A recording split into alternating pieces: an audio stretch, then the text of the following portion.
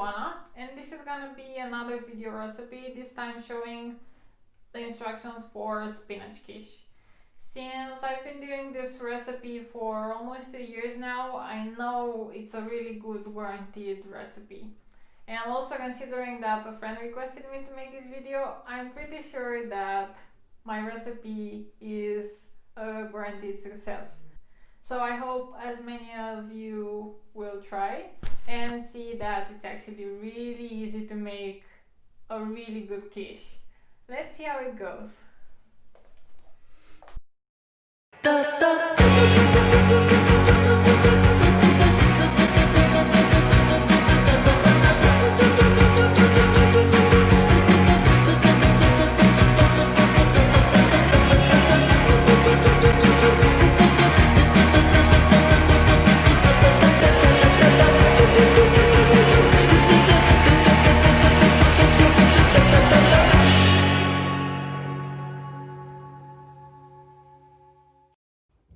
Before starting, I also wanted to show you my kitchen outfit,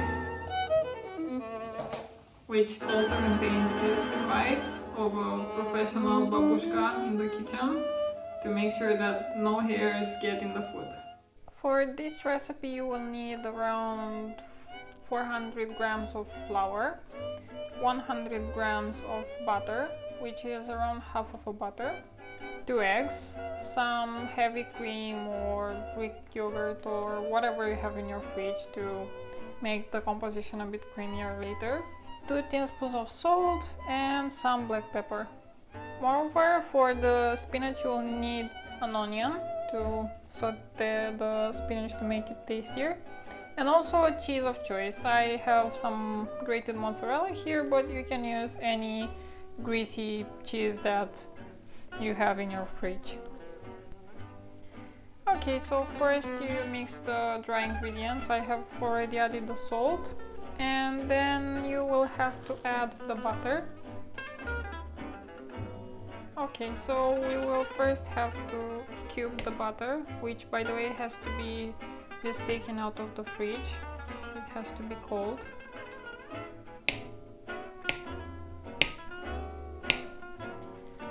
We add it in the flour, and then we need to add between 4 and 6 tablespoons of cold water. I will add 5, and in case it doesn't come together nicely I will add an extra one. It depends on how greasy your butter is. And okay, so now we'll start to knead the dough, and I advise you to do it with your hand because otherwise it takes too long and you don't feel if it's going right or not if you do it with an instrument. I added 1 more tablespoon of water because it's a bit too dry. Anyway, by not giving you precise measurements, I am just trying to show you rather than tell you how the dough has to feel to be near the point where it just turns into a hard ball of dough. See, it starts to come together. I think I will add just a bit of extra water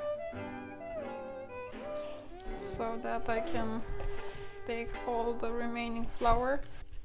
If you think it doesn't come together well enough, then you might want to also add some butter, like one extra corner of a butter.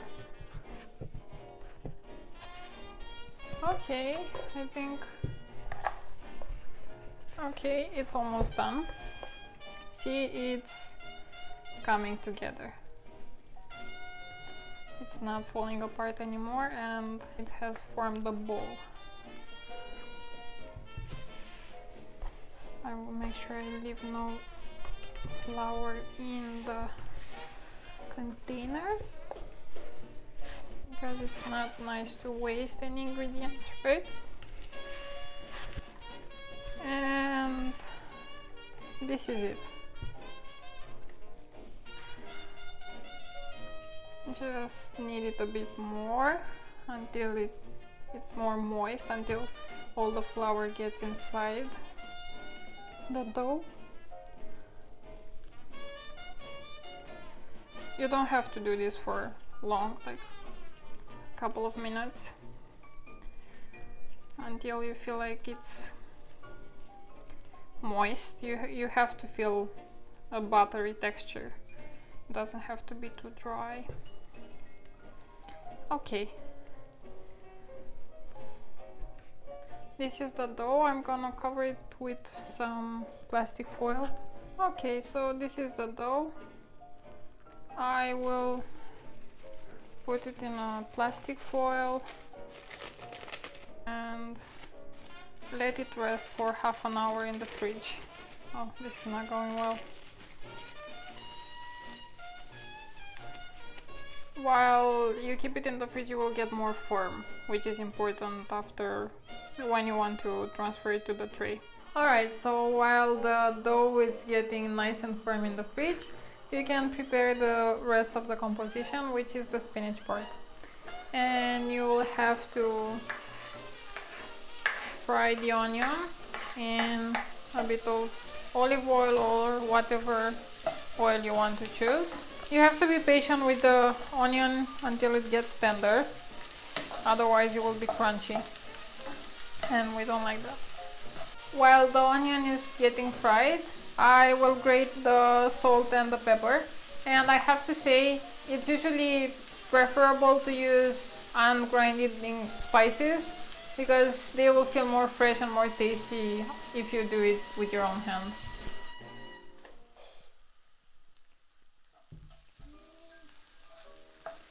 And we'll start adding the spinach. If you use frosted spinach, it's easier to tell what quantity you need to use, but if it's fresher, it's a bit trickier. I think I have around 400 grams of fresh spinach here. You will see it gets really wilted.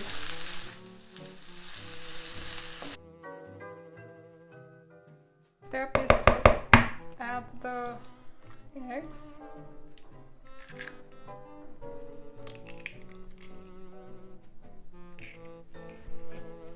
The cream and the cheese.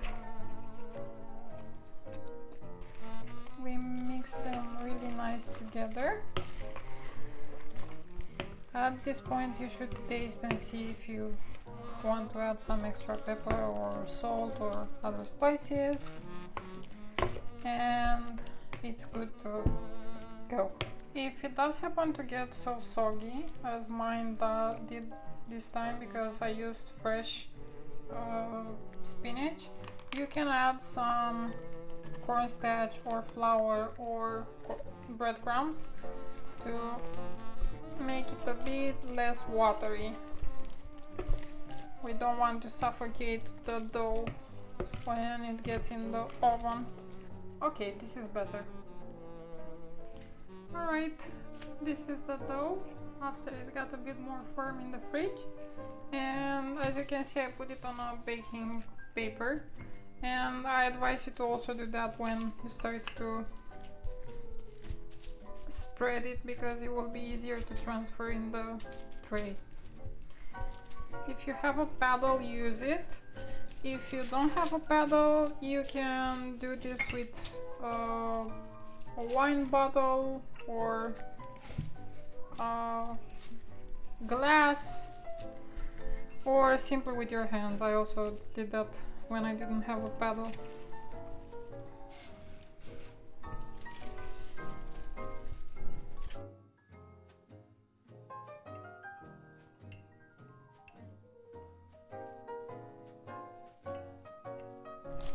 It doesn't matter if the endings will look like this, because we'll arrange it nicely in the... Okay, it's round enough, I think. And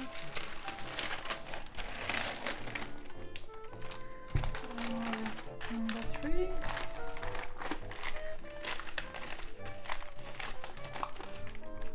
You need to fix it really nice, and you can take the parts that are too much outside and put them where the dough is missing. Like here.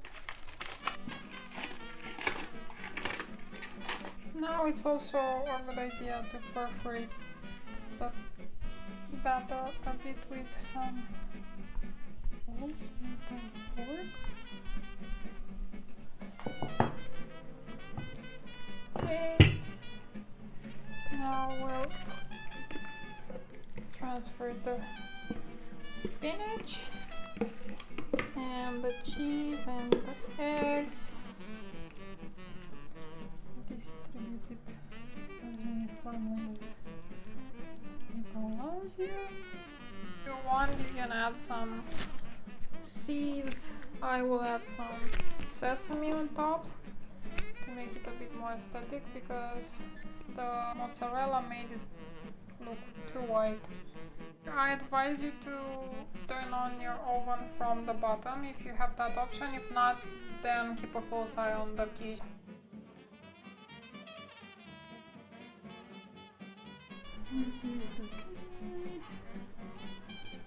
And set the oven at around 200 degrees. The quiche is almost done. As you can see, it's starting to get brown, and I think I will only let it for 2 extra minutes. It's been 40 minutes since I put it in the oven. This is around the time you have to let it stay in the oven. Woohoo! The quiche is done. It looks very nice. You have to be sure that the batter is cooked thoroughly and it looks crunchy. And before you slice it, you have to let it cool, which I will also do, and then I will have a taste. I hope you like my video recipe, and I wanted to add that you can actually make the quiche with whatever filling you want. Once you master the batter, you will be able to do your own variations of this recipe. And just be careful to use good butter and pay attention to how the dough reacts to your kneading and to how the ingredients come together. And I guarantee you that after 2 or 3 times you'll make the most perfect quiche, better than any restaurant or bakery quiche that you had before. That was it. Thank you. Bye bye.